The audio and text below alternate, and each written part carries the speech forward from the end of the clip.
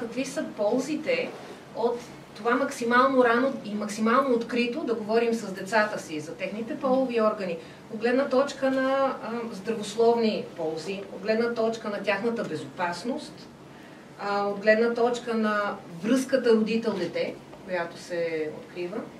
Кой иска да започне?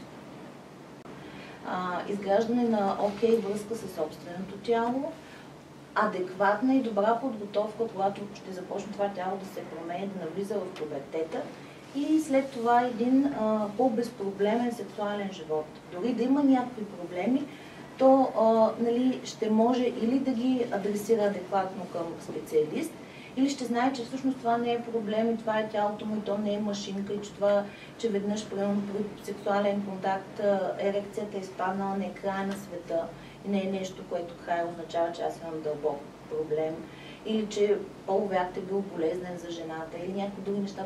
То ще може да, вече порасналото дете, момче, момиче, девойка, те ще могат да разпознаят и да знаят какво се случва. Ще могат да направят адекватен избор, кога за първ път и с кого да правят секс, как да го правят този секс.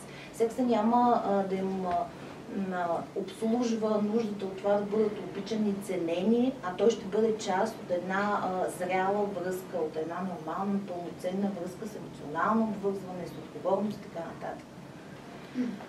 Друга полза – разпознаване, защита от сексуално насилие, умение да назовава и да обясни какво му се е случило, умение да казва не, спри, не дей и да осъзнава, че това, което му се случва, не е правилно и да отиде да поиска помощ.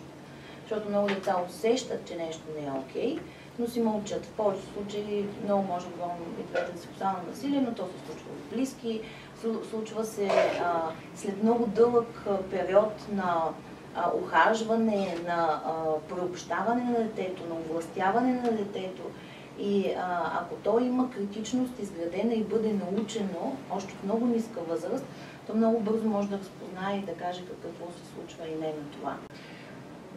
Много се впечатлих от това, което каза и по-рано за съдебните експертизи. Искам да подчертая тази точка, че ако децата знаят как да наричат половите си органи и знаят, че тези части от тялото са интимни и никой не трябва да ги пипа, те могат да сигнализират, ако някой започна да насочва общуването в тази посока.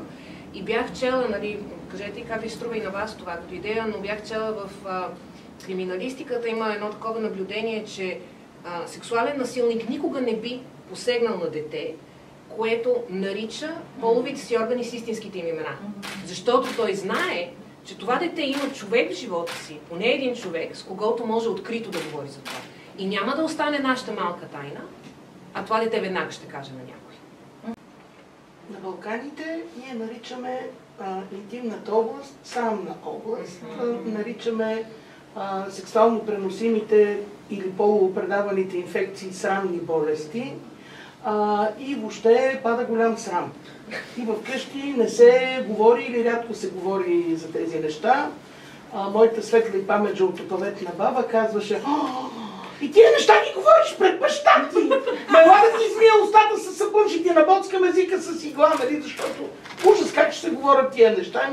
Да, така, говорят се тия неща, с баща ми си говориме и ще си говориме нещата, просто няма начин. Ако се говори по тази тема в къщи,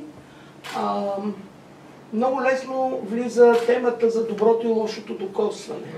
За това какво е лично и какво е обществено пространство, какво може да се прави в лично, в обществено пространство, чисто формални неща от сорта на, нали знаеш какво е цял Бански, никой няма право да те пипа там, където ти е целия Бански, нали, където би ти бил целия Бански. Ако отидеш на зъболекар, той няма право да ти преглежда гърдите и въобще всякакви такива неща, които са изключително важни и са в контекста на безопасността. Ние с колегите ми работим основно с тинейджери и техните родители и те идват и ни питат как да разговарям с тинейджера, толкова е трудно. Значи, вие като казахте, че имате деца по 10 години, искам да ви кажа, ако не го знаете, ако искаш да имаш доверителна връзка с тинейджера си, трябва да си намерил време и енергия да разприказваш първокласника си. Тоест сега е момента за създаването, ако не сте и вече, надявам се, работите по темата, за създаване на доверителна връзка. Доверителна връзка с детето не се създава, когато го прибереш от училище, да го питаш, никога не задавайте, моля ви, този въпрос, беше ли послушен? Ти не си го пратила или пратил на училище, за да бъде послушен. Задайте въпроса, какво интересно ти се случи днес в училище? Какво учихте днес? Кой ти е най-добрият приятел? Какво си говорихте? Дори ги питайте, маме, какво ядахте днес? Само не ги питайте, беше ли послушен. И другото нещо, което е много важно, има един пръст, който никога не бива да използвате тогава, когато общувате с децата си. И той не е средния пръст. Него също не бива да го използвате, но пръста, който никога не бива да използвате, ето този. Ти! Изчисти ли си стаята? Ти ще бъдеш лишен от интернет. Ти. Не. Ако искате да посочите нещо чисто психологически, използвайте цялата ръка, а не пръст. Защото по този начин не се създава доверителна връзка. Има един мит, че колкото по-рано започнем да говорим с децата си за секс, толкова по-рано те ще започнат да правят секс. А истината е точно обратната. И всички статистики показват това. Деца, които са израснали добре информирани за секса, отлагат началото на сексуалния живот. И държави, където сексуалното образование е добре застъпено в училище, имат по-ниски нива на ранна бременност, по-ниски нива на аборти. България, не знам дали знаете, но според статистики на Евростат води Европейския съюз в брой бременности на млади хора под 20 годишна възраст и брой аборти също така.